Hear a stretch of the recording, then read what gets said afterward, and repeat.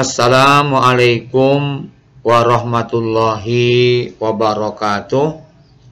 Selamat pagi anak-anakku sekalian kelas 7. Pada pagi hari ini kita kembali akan melanjutkan pembelajaran jarak jauh kita pada kesempatan hari ini.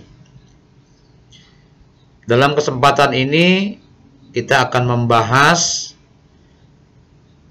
pembahasan persebaran flora dan fauna di Indonesia. Di pokok bahasan kita hari ini, persebaran flora dan fauna di Indonesia. Anak-anak sekalian,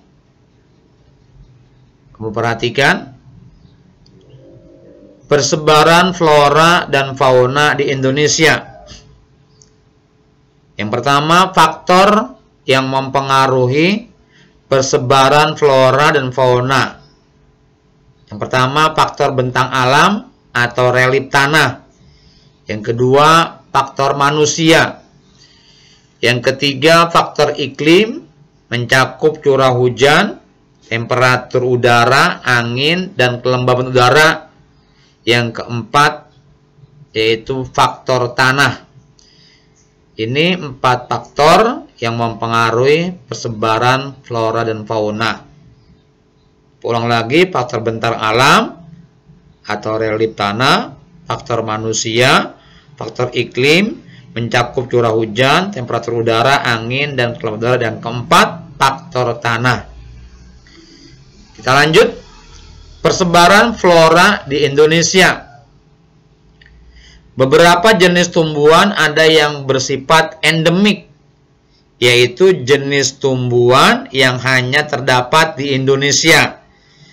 Tumbuhan di Indonesia juga menunjukkan gejala cauliflora, yaitu adanya bunga dan buah pada batang dan dahan, serta tidak pada pucuknya. Misalnya belimbing, duren, nangka, dan duku. Ini contoh dari tumbuhan yang punya gejala cauliflora. Adanya bunga dan buah pada batang dan dahan, tapi bukan pada pucuknya. Belimbing, duren, nangka, dan duku. Selanjutnya kita masuk jenis hutan berdasarkan iklim. Hutan dibagi 4 menurut iklim. Pertama, hutan hujan tropis. Yang kedua, hutan musim. Ketiga, hutan sabana atau sapana.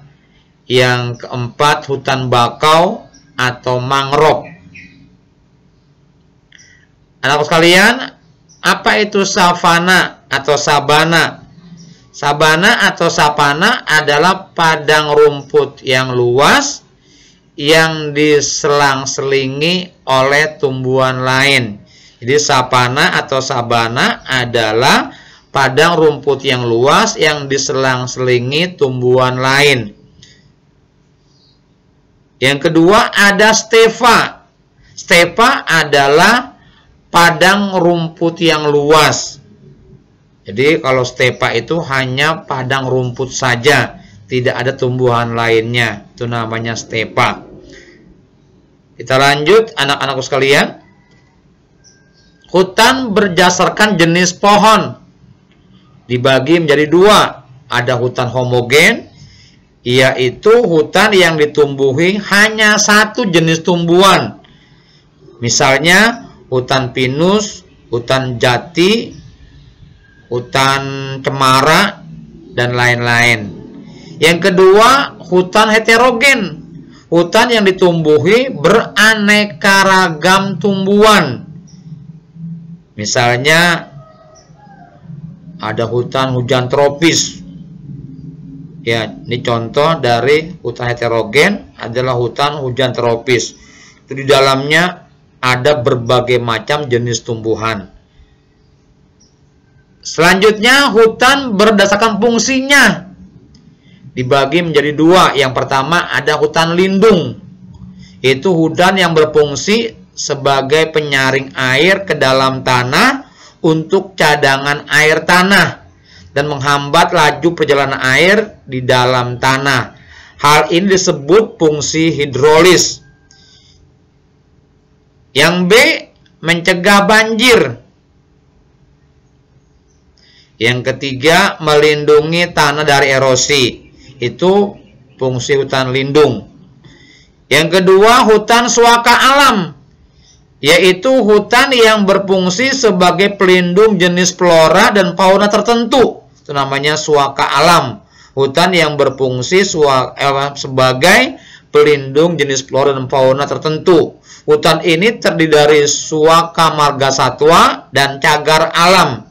Misalnya cagar alam Raplesia Bengkulu untuk melindungi dan menjaga kelestarian bunga Raplesia arnoldi. Yang ketiga, hutan produksi. Hutan yang berfungsi untuk diambil hasilnya sebagai bahan industri. Misalnya hutan jati, hutan karet, dan lain-lain. Jadi hutan berdasarkan fungsinya dibagi tiga. Ada hutan lindung, ada hutan suaka alam, dan ada hutan produksi. Kita lanjut anak-anakku, manfaat hutan. Ada manfaat langsung dari hutan, yaitu secara langsung hutan menghasilkan berbagai jenis kayu dan non-kayu yang berperan penting sebagai bahan produksi. Itu fungsi langsung dari hutan. Yang kedua, manfaat tidak langsung dari hutan. Ada fungsi klimatologis sebagai penyegar atau pembersih udara. Ada fungsi orologis sebagai penyaring atau pembersih air. Yang ketiga, fungsi strategis sebagai sarana pertahanan dan perlindungan dalam peperangan. Fungsi estetis untuk keindahan dan sarana rekreasi. Jadi fungsi estetis untuk keindahan dan sarana rekreasi. Terakhir yang kelima, fungsi hidrolis berperang untuk menyimpan air hujan. Itu fungsi hidrolis berperan menyimpan air hujan. Ini manfaat hutan secara tidak langsung. Tugas anak-anakku sekalian terakhir, jawablah pertanyaan di bawah ini. Ini ada 5. Yang pertama, sebutkan 4 faktor yang mempengaruhi penyebaran flora dan fauna di Indonesia. Nomor 2, sebutkan pembagian hutan berdasarkan iklim. Yang ketiga, sebutkan dan jelaskan pembagian hutan menurut jenis tumbuhannya. Yang keempat, sebutkan manfaat hutan langsung dan tidak langsung. Yang kelima, apa yang kamu ketahui? A, Cauliflora. Yang B, endemik. Ini tugasnya ada 5. Kamu kerjakan dengan baik, insya Allah nanti akan Bapak nilai. Sampai sini anak-anak pembelajaran PJJ pagi hari ini. Jika ada yang kurang jelas, kamu bisa bertanya via WA kepada Bapak. Sampai sini saja. Kita jumpa lagi di pertemuan yang berikutnya. Akhir kata Bapak ucapkan, Assalamualaikum warahmatullahi wabarakatuh.